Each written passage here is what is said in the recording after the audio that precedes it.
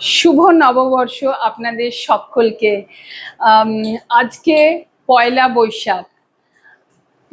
পয়লা বৈশাখ এই দিনটা বাঙালিদের কাছে এক বিশেষ দিন। মানে আমরা কিন্তু মানে কি বলবো, বাংলা ক্যালেন্ডার অনুযায়ী যে সারা বছরে আমরা চলি তা নয়, কিন্তু বিশেষ বিশেষ কিছু কি বলবো অনুষ্ঠান বা বিশেষ কিছু কাজ কিন্তু আমরা বাংলা ক্যালেন্ডার অনুযায়ী করি আমরা বাঙালিরা। যেরকম হালখাতা, এইরকম সব থেকে মানে বিশেষ করে বিজনেসম্যানরা তো অবশ্যই করে। তো কিন্তু আজকে আমি এই কথা বলছি যে মানে আমার মনে হয়, তো সকলেরই মনে হয় এটা, যে বাঙালিদের কাছে পয়লা বৈশাখ সব থেকে প্রধান জিনিস হচ্ছে খাওয়া দাওয়া। এই বিভিন্ন ধরনের খাওয়া। আমি আমার শর্টসে দিচ্ছিলাম যে আমি লুচি ভাজছি, কিন্তু অ্যাকচুয়ালি সত্যি সত্যি লুচি ভাজছিলাম, ক্যামেরার জন্যে নয়। এবং তাছাড়াও আমরা সব সময় আমাদেরকে যারা পৃথিবী ছেড়ে চলে গেছে তাদেরকে ফুল দেওয়া, মালা দেওয়া, এটা আমরা সব সময় করে থাকি। আমার পয়লা বৈশাখে দুটো জিনিস আমার খুব মনে আছে ছোট বয়সে। আমরা যখন অনেক ছোট ছিলাম তখন আমার পিসি, আমি পিপি বলে ডাকি, পিপি আমাকে, আমার পিস্তুত বোন রত্নাকে, তার সঙ্গে মাঝে মাঝে সোনালিও যেত আমার বোন। যে প্রতি বছর যে আমি যেতাম তা নয়, কিন্তু ওখানে গিয়ে রবীন্দ্র সদনে গান শোনা সে এক অদ্ভুত আমাদের কি বলবো, একটা অদ্ভুত এক্সপিরিয়েন্স হতো। আর তারপরে সারা দিনে খাওয়া দাওয়া, নতুন নতুন জামা পরা, এবং সন্ধেবেলা যেটা খুব, আমি জানি না এখন সেই চলটা খুব কমে গেছে, মায়ের সঙ্গে বিভিন্ন দোকানে যাওয়া। সেখানে কিন্তু শুধু আমি বা আমার বোনেরা থাকতো না, আমার ছোট ভাই সম্রাট এবং সম্রাটের বন্ধু বিনোদও থাকতো।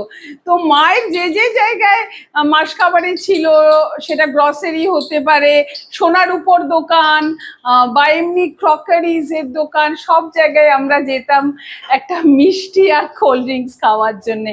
তো সেই অভিজ্ঞতা, সেই সেই মেমোরিগুলো খুব ভালো করে মাথায় আছে।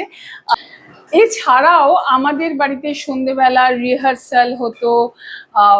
আমাদের বাবা কবিতা বলতো, দিদি কবিতা বলতো, গান হতো। আমার বাবা শ্যামল ঘোষাল খুব ভালো গানও গাইতেন।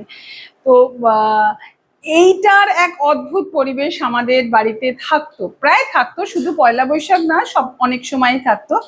কিন্তু আজ আমি যখন এই ফুল নিয়ে আছি, আজকে আমার খুব মনে পড়ছে যে পয়লা বৈশাখ তো বটেই, কিন্তু আমাদের বাড়িতে প্রায় মানে মাঝে মাঝে রবিবার দিন বাবা ফুল নিয়ে আসতো বাজার থেকে। আর দিদি ফুল সাজাতো, আমিও সাজাতাম। কিন্তু আমি ফুল সাজাতে শিখেছি সম্পূর্ণভাবে আমার দিদি চৈতি ঘোষালের থেকে। আমার ফুল খুব ভালো লাগে। আমার নিজের বাড়ির ছাদে অনেক ফুলের গাছ। আমি আজকে আমার মেয়ে ফুল কিনে এনেছে। অন্যান্য দিন 9টায় ঘুম থেকে ওঠে, আজকে সকাল সকাল উঠে বাইরে পুজো দিয়ে এসেছে। অনেক কিছু মেমোরি, অনেককে মনে পড়ছে। আমার হাজবেন্ড পার্থকে খুব বেশিভাবে মনে পড়ছে। আমার মা, আমার বাবা, সবাইকে, আমার শ্বশুর শাশুড়ি, সবাইকে খুবই মিস করছি আজকে। খুব খাওয়া দাওয়া মজা করতাম আমরা সবাই মিলে। যাই হোক, আমি আজকের এই এপিসোডটা, এই ভিডিওটা এখানেই শেষ করছি। আপনাদের সবাইকে আবার শুভ নববর্ষ। আপনারা সবাই সুস্থ থাকুন, ভালো থাকুন, আনন্দে থাকুন এবং একে অপরের পাশে থাকুন, নিরাপদে থাকার চেষ্টা করুন।